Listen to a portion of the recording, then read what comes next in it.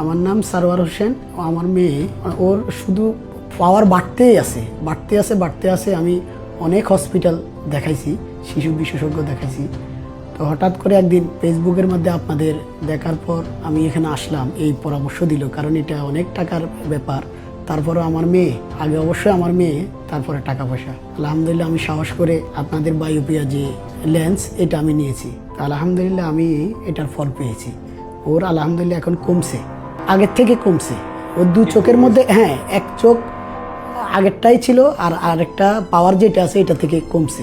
আমরা আপনাকে বলেছিলাম যে পাওয়ারটা বাড়বে না, জি, এবং বাড়বে, ইমপ্রুভ হওয়ার একটা পসিবিলিটি আছে। জি, আপনি দুইটাই মিল পাইছেন? জি, মিল পাইছে। আপনার কি মনে হয় আসলে অন্য কাউকে রিকমেন্ড করার মতন, মা যাদের মাইনাস পাওয়ারের সমস্যা আছে? জি, জি, অবশ্যই অবশ্যই, কারণ এত ডাক্তার না দেখাইয়া আমি মনে করি এখানে আসাই ভালো, কারণ যেহেতু ইমপ্রুভ অলরেডি হচ্ছে। আপনি ওর সমস্যাগুলো যে আছে এগুলো বুঝতে পেরেছিলেন কিভাবে?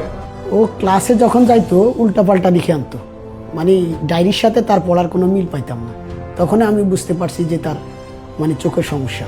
বাসায় মানে টিভি দেখতো, সামনে গিয়ে, একদম সামনে গিয়ে টিভি দেখতো। আমি চাইবো আর কি প্রত্যেক বাবা মা এখানে আসুক, দেখো। আচ্ছা চাচু, তুমি আগে স্কুলে চশমা ছাড়া কেমন দেখতা, আর এখন চশমা পরার পরে কেমন দেখতেছো? আগে চশমা যখন পরতাম না তখন একটু ঝাপসা দেখতাম, চশমাটা পরার পর একটু ভালো দেখি। এখন কি আর কোনো কমপ্লেইন আছে? বাসায় কি টিভি কাছ থেকে দেখো? সবকিছু ওকে আছে? ওকে। ওর ভিশন চেক আপ করার পর দেখতে পারি, এবং রিফ্র্যাক্টিভ এরর চেক আপ করার পর দেখতে পারি যে ওর বায়োপিয়া আছে।